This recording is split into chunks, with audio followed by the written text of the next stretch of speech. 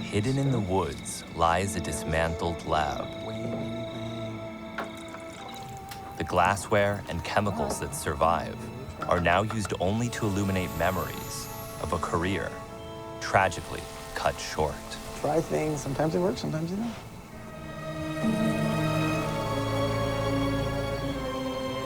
But that's all you're gonna get. That's it. That's nothing. Okay, well, that's science in action. I've been fascinated by psychoactive drugs my whole life. I love to study their chemistry and impact on society. And my work has allowed me to investigate extraordinary substances around the world. Yet there are still mysteries that remain. All molecules are bound by the laws of science. But for some molecules, scientific law is just the beginning. This is the story of clandestine MDMA chemistry.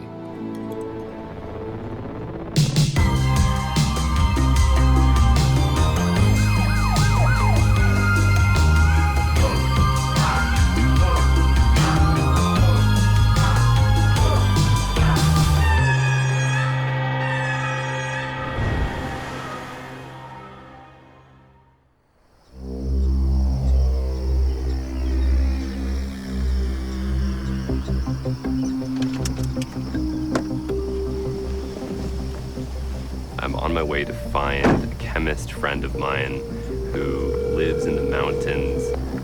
Your call has been forwarded to an automated voice messaging system. He was in prison for synthesis of MDMA, and I like him because he's a truly brilliant chemist. He published his work in scientific journals, he synthesized novel compounds, he corresponded with academic researchers. So he was doing all sorts of things that are unheard of in a clandestine lab.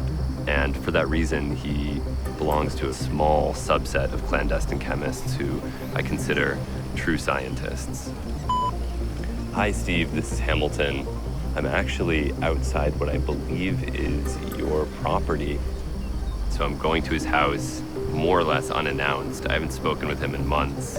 He doesn't pick up the phone, he doesn't respond to emails, doesn't respond to Facebook messages, doesn't want any visitors, but I'm hoping that he'll change his mind when I arrive. This land is somewhat intentionally difficult to find. I don't know exactly where we're going. I've been here before, but it was in 2013, years ago. But during that time, he was sort of on the verge of some kind of a breakdown. He offered me the opportunity to take a look at his lab, but we were chased away by a one-handed man on methamphetamine, and I never got to see it. And he left me at an airstrip in Arcata. This is a long story. I can't tell it all here. I could tell it all here, of course. But maybe we should just go to Steve Gill's. Could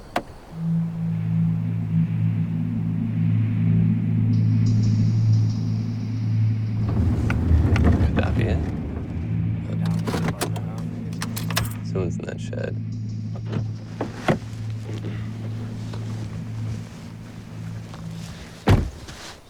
Excuse me.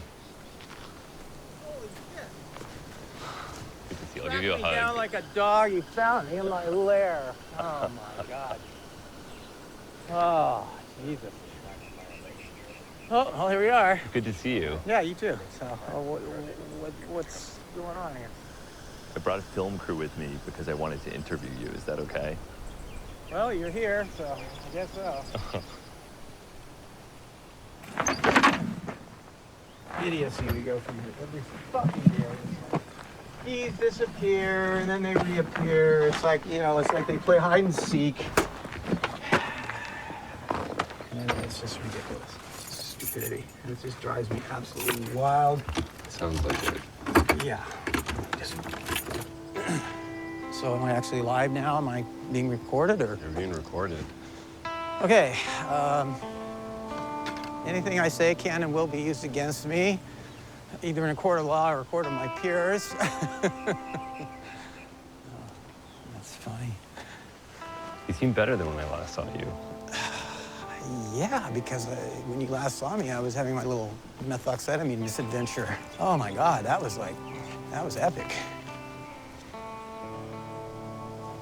Okay, now you're all gonna have to sign a release liability. So if you fall in a hole or something happens to you guys, you're shit out of luck. Okay. This is a cabin we built. We've been living here since Susie's been here since the 70s. We built this in the 80s. But yeah, make yourself home. Susie will show you around. It's very funky and very primitive. Hey,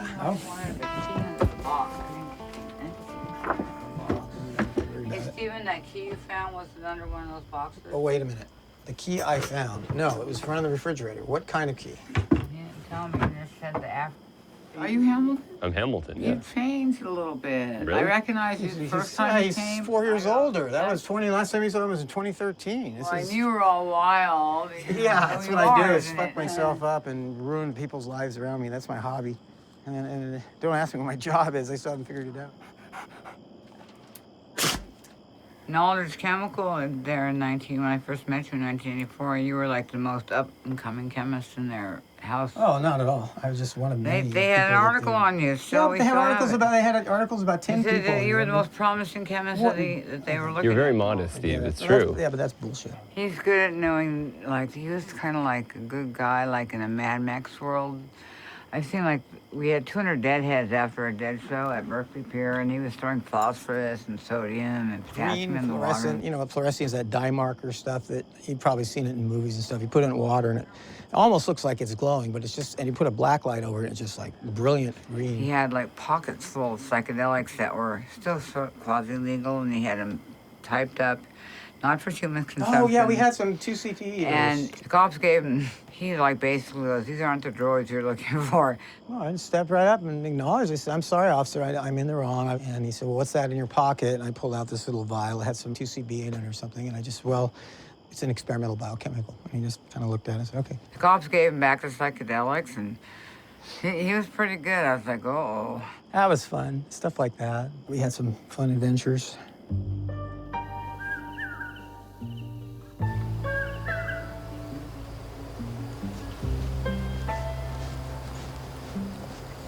This is the lab? Yeah, it was years ago. We couldn't get in last time I was here. Well, that's because they had it locked, and I didn't want to break the lock, and I was being super impatient. But so. This is where it all happened. Yeah, but this is what's left. It's a melting point apparatus, magnetic stirrers. This used to be full of ground glassware, like, oops, watch me break it. It's beautiful, beautiful stuff. And I remember in 6th grade, they required us to learn a couple of elements, and we were just supposed to learn what they were. But I misunderstood them and took them to say that they wanted us to memorize the atomic symbols for all those. I was already so interested that it was just like I was a sponge. And at that point, of course, ended up with a chemistry set. Want to see something really funny? Wow. That's calcium metal. Metallic calcium, and of course it's formed calcium oxide on the outside. This is a metal that's similar to magnesium, except it burns red. So if you were to take a welding torch to that, once you got that going, it'd be pretty spectacular. Can we do it now? Are you kidding me? In this day and age, for you to buy stuff like this, in Arizona, mere possession of ground glassware is a felony if you're not a licensed chemist or you're working with some company. Believe it or not, when I was a kid and when I was into this stuff, you could walk into a Rexall drugstore and they had, you'd ask for it in the back, they had bottles of ether, bottles of chloroform, bottles of nitric acid, acetic anhydride, if you can believe that. This is in the Rexall in Mill Valley, I kid you not. They literally have a miner would call them up, make an order, send them a postal money order, and I was getting aniline, nitric acid. They had everything. But yeah, in those days it was wide open. And, but think about it, the Controlled Substances Act wasn't even passed until 1970. So before that time, it was perfectly legal to even have a lot of the things that we take, like today are like, oh my God. Have you done any chemistry since you were arrested? No, I don't have, the facilities or, these days almost all chemistry is done in China or India. Just like the research chemical market? Yeah, just like everything.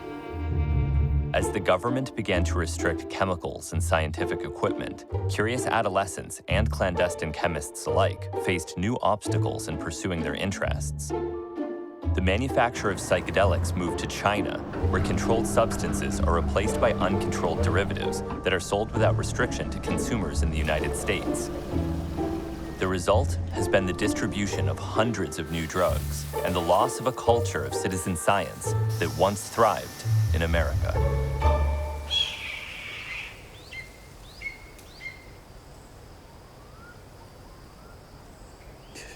Wow.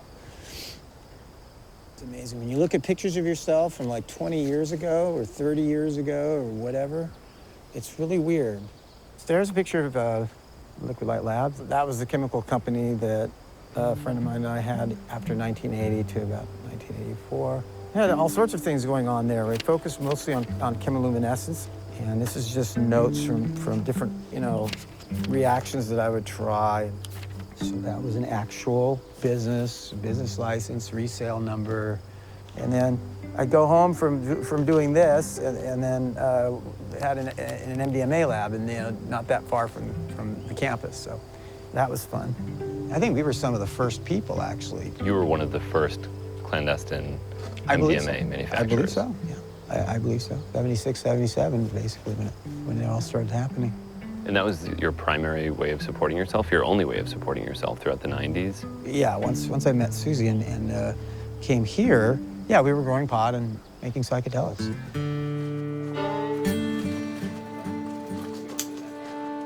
Steven's a complex man. He's always been moody. Oh, no. God damn it. Nerds weren't big yet. Now people understand nerds. Back then they didn't. I did. Your life. If I can't die yet, you can't die yet. I was half nerd myself. So you were studying chemistry. Why were you interested in that? Wasn't a girls' major. My dad wanted me to learn typing, and I liked psychedelics, and I liked entheogens. Did you do chemistry work together? Oh, yeah. At first, yeah, we did. He'd bounce ideas off me about new things, and I'd say, okay, he was good for my brain. We got spoiled. We had, before the bust, we didn't have any problem with money. I mean, we made more money than we could possibly spend, and we didn't. We just lived our lives relatively simply. If I simply had, taken all this stuff and, buried it deep or put it in a storage locker, who knows what. There's a lot of things I could have done.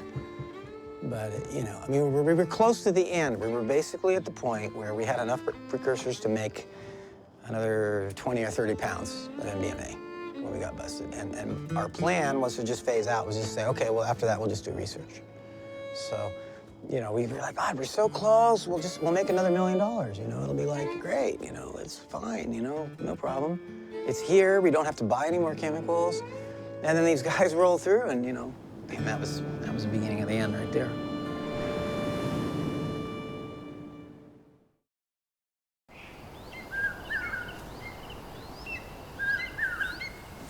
Where'd my pen still go? They took it?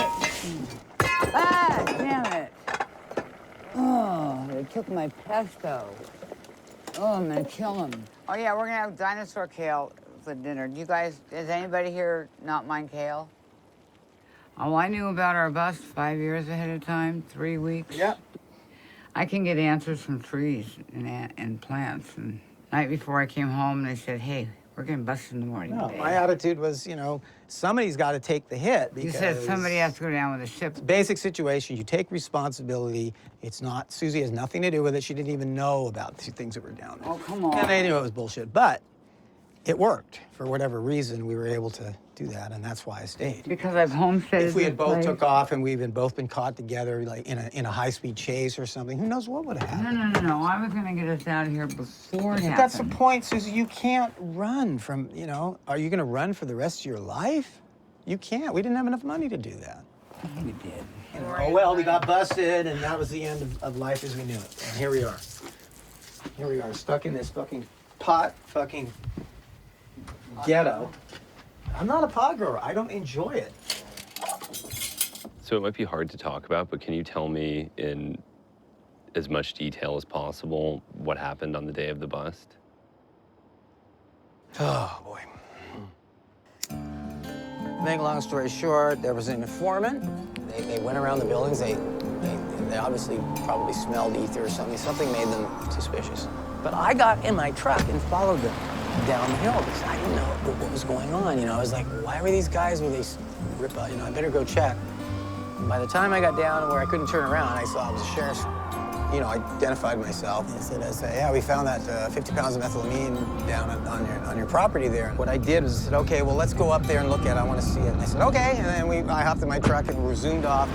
We zoomed by. I kept going, and you know, they put the siren on. It was like a low speed, you know, high speed chase.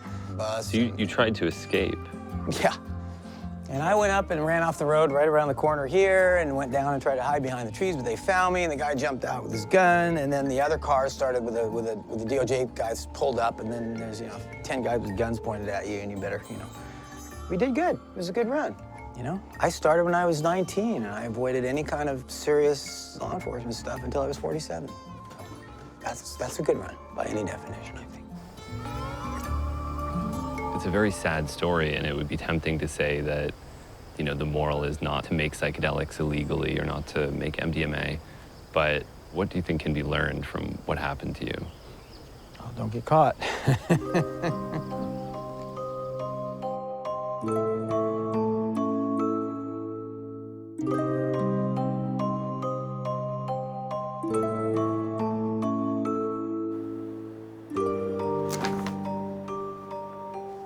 Despite concerted efforts on the part of the government to prevent domestic MDMA synthesis, market demand and chemical ingenuity allow amazing synthetic feats to be accomplished under less than ideal conditions. I met a supplier and a chemist who offered to allow me to bear witness to their synthesis of MDMA. This entire setup, even though it is still kind of tiny, we started micro scale because I had lost my job, had no money whatsoever. So we were just trying out the route, smallest bits as we could at a time, and then working it up. There's been a lot of experimentation with the different routes and also just sourcing the over-the-counter chemicals. When people see this, there's going to be a lot of people who are angry and will say, you shouldn't show that, you're exposing something that the public shouldn't know about. So why are you taking the enormous risk of showing me this? Basically, I just wanted to be honest because I don't want to hide anything. You know, I want them to see the service that we were providing from start to finish, and I think that's something that the world finally needs to see. So even though this is dangerous and I could end up in prison, I feel like it's my duty to try and change people's minds. What kind of music do you like to listen to while you're cooking? Rachmaninoff. American sassafras albendum oil is distilled under vacuum to isolate safrole from other phenylpropenes and terpenoids. Potassium hydroxide, that's the catalyst. Potassium hydroxide is added to 6.3 molar equivalents of safrole and heated under vacuum to drive off water. This is when the magic starts to happen, and it'll suddenly turn blue and then brown then black. Hydroxide ions abstract the benzylic proton, isomerizing the safrole to the thermodynamically favorable internal alkene isosafrole. It foams up a lot. The crude isosafrole is distilled under vacuum. Here's your gorgeous Schedule 1 precursor, isosafrole. Formic acid is dissolved in 3 molar equivalents of 35% hydrogen peroxide and stirred in an ice bath for an hour to produce performic acid. Kicking that ice's ass. The distilled isosafrole is dissolved in sodium bicarbonate buffered DCM. Probably my most enjoyable thing doing in the lab is the swirling of the flask. The most wizardly. And placed in a salted ice bath. An approximate 4.5 molar excess of crude performic acid is poured down a Liebig condenser over a period of 15 minutes with vigorous magnetic stirring, resulting in the evolution of carbon dioxide gas and a yellow color change. What's really interesting about this particular operation is that all of the materials are acquired from hardware stores or other inconspicuous non-scientific supply sources, and the result is very impressive. I interviewed a MDMA chemist, and he buys everything over the counter. Right. It's an extremely tedious process. No. Yeah, he starts from sassafras, rhubarb, More power essential to oil, him, you know. Right, distills the safrole. Yeah. Where is he getting his solvents, you know? All hardware store. Okay, so he's doing it in microscopic quantities. He's not making kilograms. Slowly, he is. This is work that most chemists would never put up with. This is really a feat of patience, of ingenuity, of a lot being made with very little, and I admire that. There's something adventurous and exciting about making chemical love out of things you can get off a hardware store.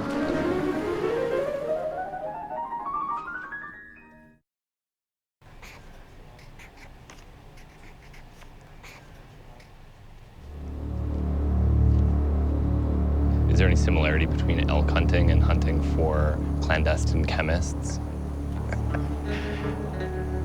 There's a lot of similarities. There really is. I think the adrenaline's very similar. You get to see your target, and you got to sneak up on it and use all the skills at your disposal and all your training and all your knowledge, and hopefully in the end it turns into a big elk. Narcotics was my passion, absolutely. I loved being an undercover narcotics officer. It was the best thing I've ever done in my life. Kind of an outdoors guy.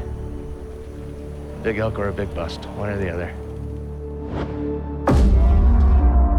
In June 2000, Adam took part in the largest clandestine lab bust in Arizona history when he arrested 5 NAU chemistry students who synthesized large quantities of MDMA in a house off Route 66. What is this place? Well, from what I understand, it's type of a salvage yard, but there was a rental property right here. Who discovered this location? Oh, hours of surveillance. Hours of surveillance and just good old-fashioned police work. This is it. This is it. Hey, pup. Come here. Come here. There you go. Nice dog. How you doing? He woulda? Well, my guess is we're not welcome here. okay. Probably all right. just like we weren't then. Okay. What are you filming? It's a documentary about something that happened in the house that you live in. Oh, yeah? Yeah. It used to be an MDMA lab. Well, thank you. Have you ever detected another MDMA lab? No, this was the only one, and to my knowledge, it was the largest in the nation at that date and time. And do you think these were bad people? You know, that's a subjective question, and it's a hard one to ask. I think everybody does things in their life that someday they can walk away from and regret. Obviously, some incredibly smart young men. It would have been nice if we could have focused their energy into doing something more beneficial to society than what they had done, I guess. They may have thought that they were benefiting society. Maybe. From everything that I've learned over the years is studies are showing it's detrimental. Not always. It's in phase 3 clinical trials as a therapeutic drug now, MDMA. Great. Yeah. Science is always changing, but that age, having all that power, I could see where it'd get away from you. Having that knowledge base, how to make something that's so lucrative out on the streets. Yeah. That's very powerful knowledge. Yeah. When you were a young officer, you were taught that, you know, certain drugs were the stepping stone to the worst drugs, and, you know, you believed what you were taught. We used to risk our lives for a joint, and that's legal now, and it's almost unnecessary what we did, you know? Randy Weems worked with Adam Hicks in the Flagstaff lab bust, which started with the interception of precursor chemicals from a company owned by one of the most important MDMA chemists in history, a man named Strike. Unlike many other chemists, Strike wasn't known for his synthesis, but rather his use of scientific information to subvert a prohibitionist government. He was different as he had his own chemical company, you know, the Silence Alliance in Texas, and he was shipping out all kinds of chemicals, but then at the same time he was on the internet telling everybody how to do it, how not to get caught, recommending his own company. You know, not a lot of people knew a lot about the internet, and not a lot of people knew how to monitor it. it kind of was a blast out there for everybody just to get their hands on. Through the publication of books, the supply of precursor chemicals, and most importantly, the founding of a synthesis forum called The Hive, Strike launched a counterattack against the war on drugs by arming hundreds of chemists with the knowledge and materials necessary to make their own MDMA. I had the opportunity to talk with Strike about his motivations. He was one of these people that truly believed in MDMA, truly believed that it was making his life and the lives of the people around him better. He wanted to do everything that he could to stop prohibition, to stop the war on drugs, to make such a mess that it could never be cleaned up. By starting The Hive, by publishing the books, by creating this network of resources for people that wanted to manufacture MDMA. Is he back in Texas? Arizona?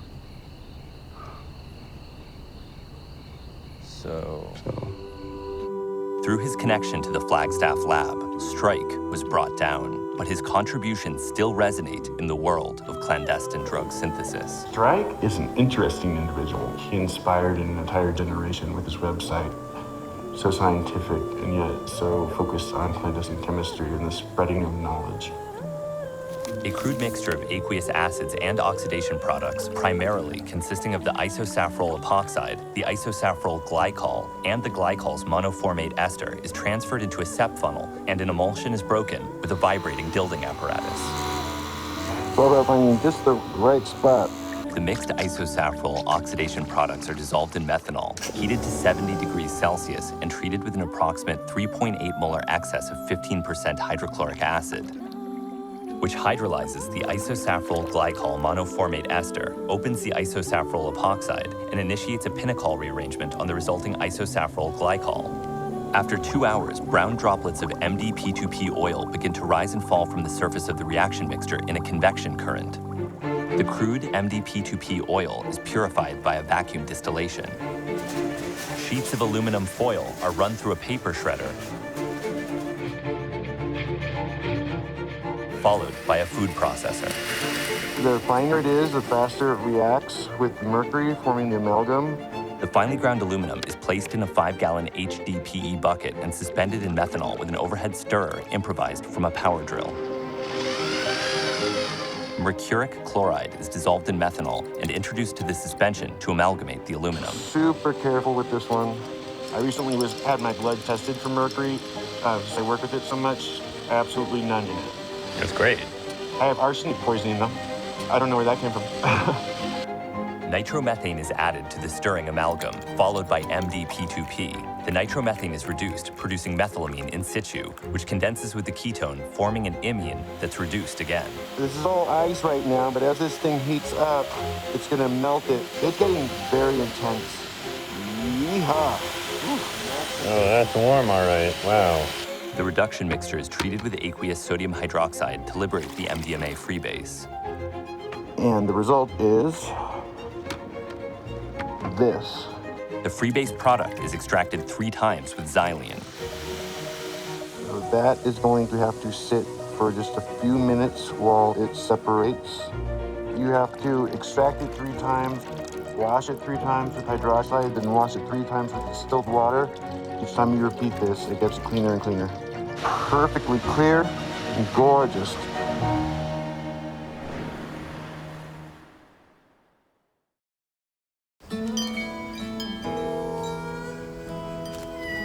I'm in Northern California at the lab of Steve Gill.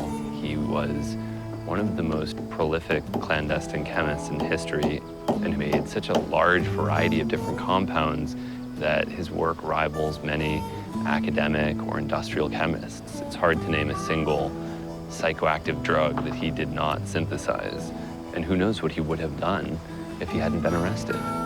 Simple job. This is just the epitome of this place. A simple job. 30-second job. This is gonna take fucking half an hour, 45 minutes to do this.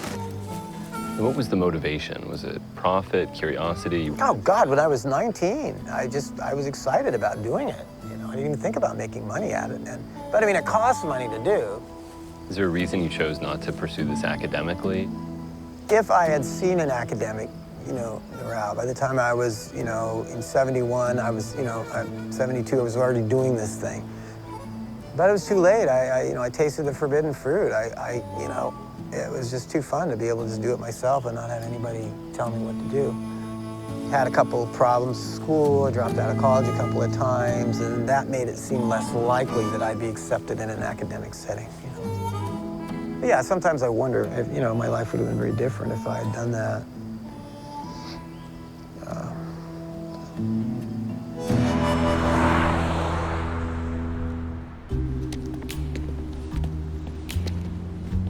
You can't quit publishing because the work that you do might be used in an inappropriate manner.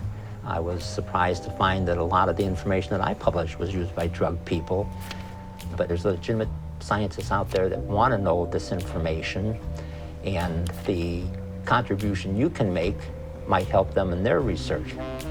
In Terry Delcassen's 42 years at the Drug Enforcement Administration, he synthesized a diverse array of controlled substances to better understand the techniques of a clandestine chemist. But the work he published was so thorough that the clandestine chemists he was trying to stop began to employ his procedures, leading strike to call Delcassen the godfather of all clandestine ecstasy chemistry. Afternoon. Can I get you something to drink today? Do you have Pepsi? I have a RC Cola. Oh, my favorite. Okay. Yep, and for I'd you? like that. Could I have black tea? Black tea? Take care of that. Thank you. Okay. Agents typically don't have scientific backgrounds. They're hired to be law enforcement people, and that's why when there's a clandestine lab, a chemist always goes along with them. And I had the opportunity to work with a lot of really, really good people. As time went on, I got to be more interested in MDA, MDMA. I was actually friends with Dr. Alexander Shulgin. He was always very gracious, really smart guy. It was a pleasure to have known him. He did work that was not entirely different from the work that was being done in a lot of the labs that the DEA busts. In fact, his lab was raided by the DEA. Yes. It was like the Wild West when I started off. He had a lot of latitude, and now things have become pretty regimented. Dr. Shulgin actually is considered a friend of DEA up until the publication of PCAL and then subsequently TCAL, where it was perceived that he was promoting drug use rather than trying to stop it. They told me I couldn't have any contact with him in the future. That cut off a good source of information for me, because it was never a case of that. Dr. Shulgin was always straight up and down the line with me. He was always a gracious host. It was a very real pleasure to have known the gentleman.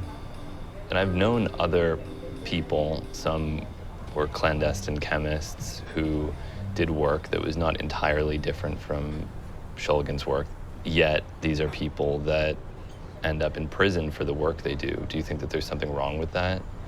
Well, unfortunately for the clandestine chemists, they didn't have the authority to make the drugs that I had. Who knows if things had been different for me? I could have been a druggie.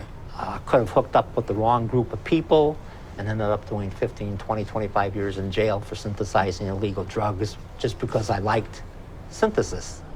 For people that have never met you, that don't know you, that don't know about Alexander Shulgin, it's hard to communicate why your work was so interesting, because you weren't just studying the labs, you've also performed these syntheses yourself. That was the greatest part of my career, because I just loved going and doing drug synthesis. Could you tell me about some of the drugs that you synthesized? I don't know, I'd have to just go down the list. Just give me the overview, tell me. The MDA compounds. MDA, MDMA, MMDA, MMDA2. 2C compounds. 2CB, 2CE, 2CD. DOM. DOM. Made a number of tryptamines, dimethyldiethyl. DMT, DET, DIPT. Dipropyl and diisopropyltryptamine. Aminorex itself, methamphetamine itself. Methamphetamine is very easy to make. All the thiols starting with 2CT, 2CT2, 2CT7, 2CT21. Methaqualone and mecloqualone. Oh, the Aleph, of course, I made several of the Aleph series.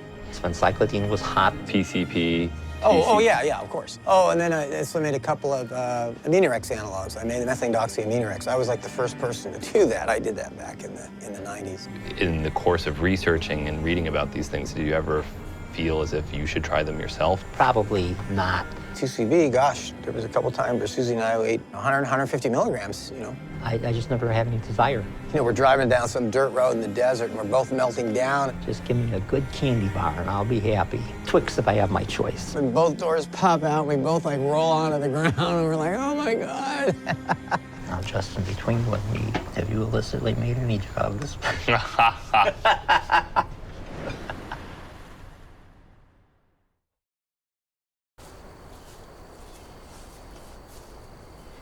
It was a big risk allowing him to live on your property and do the sort of research that he was doing and to work with him in that area.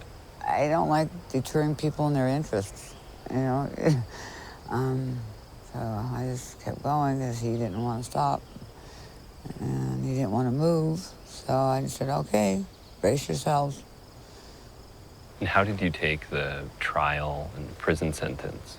Well, I thought we did okay. They could have gave us both 20 to life. It put us on a map in another way that I don't like. We were kind of quiet, Mom, Pa. Luckily, we don't have children.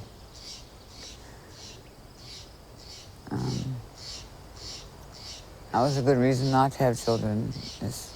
I didn't want them to see their parents go through the inevitable. Yeah, well, see, now my phone's not working at all. It says I need a SIM card now. Oh my God. See, we're the only people that you lend your phone to. Well, so you're gonna have to pick one. one. The phone slid back up. Why are you telling me this? Matt and, no, it's not RJ. between me. I don't text. You know, it'd be nice if you would do something. Yeah, it would be, but I'm not going to. I'm done You're pretty here. much, I'm done I know, here. but you're living off me then. You're letting me do everything. Did the two of you have these sorts of arguments before the arrest? No, we didn't argue at all. Yeah, but we didn't have any worries. You get mad, you know, you could go to your sister's. The difference is money, though. We had at that point, you know, we didn't have to worry about money. I didn't need that either. I mean, I can live on nothing. Oh, well, me too, and that's what I'm doing now. I'm living on, I don't spend any money. That's because I'm very resourceful. Well, You came back, your lab is in ruins. Yeah. The life that you lived is gone. But what happens, though, is when you go to prison, the only way you can adapt is say, this is my life. And that was my life. And so when I got out, the halfway house was my life. Basically, between the halfway house, drug testing, talking to your probation officer, doing all that stuff, I mean, 6 years have gone by. So when I finally, you know, it's like, okay, well, maybe, you know, let's see what's going on up here. You know, it's like a whole different world. Of course, then you're looking around and saying, well, it's really neat, you know, that everything's still here, but it's too bad that we couldn't go back the way it was. And now that these things are moving towards social acceptance and it's happening in a medical, clinical capacity, do you feel as if you don't get a certain credit that you deserve? Because you were doing this at the very beginning. I don't deserve any credit. Yes, you do. No, I was just following the footsteps. You know, Sasha and David Nichols and people like that. I didn't do anything. Well, think about it this way. The only reason that anybody cares about MDMA is because they've tried it. Yeah. If no one had tried MDMA, well, that's true. no one would know that this is valuable. No one would consider it a useful psychotherapeutic tool. The only way people are able to try these compounds is a chemist has to make them. Exactly. Yeah, that's true. You may be responsible for, what, 1 million MDMA experiences? Maybe. And you sacrificed your life to do that. I guess, yeah, I guess so. I never really thought of it that way. I just figured, well, that's just what I did. When we're done extracting and washing, this is what we use in order to make sure that we don't lose product and it precipitates out with no trouble whatsoever. The pooled organic layers are dried with anhydrous magnesium sulfate. Hydrogen chloride gas is generated by dripping hydrochloric acid over sulfuric acid. The hydrogen chloride is bubbled into the xylene solution of MDMA freebase, and crystals of the hydrochloride salt precipitate out of solution. Yep, there it goes. It was so exciting. How would you communicate why people do this? maybe it's like cooking, you know? Maybe you could say, you know, a lot of people can relate to being a chef. Knowing the ingredients in a kitchen, being able to walk into a spice store and know exactly, oh, this particular nutmeg comes from this particular, and it's super special. And you know those ingredients, and you have the creative thing. You know, it's fun. It's like, you know, especially if it works. Home chemistry is fun. Whether you're creating drugs or pyrotechnics, just go ahead and try some sort of simple synthesis that gives you a little kick, you know? Whether you get high off it or not, just enjoy chemistry because it's a beautiful, beautiful art.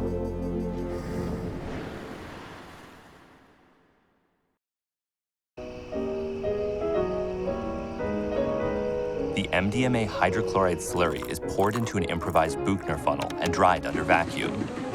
Then washed with chilled anhydrous acetone from a spray bottle. The hydrochloride salt is dissolved in heated isopropanol to form a saturated solution, then allowed to crystallize overnight. Finally, residual isopropanol is stripped under vacuum. And voila. That is the product. Purified crystal MDMA hydrochloride. That's my goal. I just want to spread love.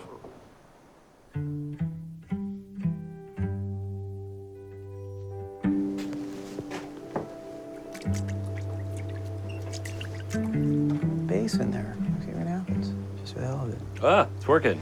Well, that's bass catalyzed then. Okay. Wow. But that's all you're gonna get. That's it. That's nothing. Where's that room? That's pretty good. You're out? tough to please. You're damn right I am. I'm used to things putting out, you know, with 50% quantum yield, which means 50% of the chemical energy turns into light. This is nothing. Oh, we're gonna try throwing some rubrine in there to get some red. There's 2 vials of it. Great. I synthesized this myself. That was one of my things I was kind of proud of. Do you have a scale in here? Nope. All that stuff is gone. They took your scale? Oh, yeah. So you really haven't done any chemistry since your arrest? No. No, I haven't. Would you go back if you could? Sure. Why not? You mean if we didn't get busted, would I kept doing it? Yeah. Hell yeah. Yeah, it was fun. Put it this way, you know, you're successful if you get away with it. You know, if I got to play secret agent man to get one gallon of ether, you know, forget it. You know, it's just not worth it. You know, it's like, it's a different world now. You know, it's my era is over. It's done. The end of the golden age of clandestine synthesis. Perhaps, yeah. And maybe that's a good thing.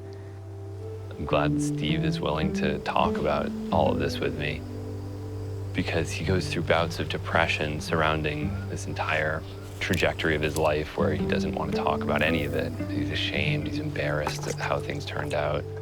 Another failure. Okay, well, that's science in action. That's how it works. You try things, sometimes it works, sometimes they don't.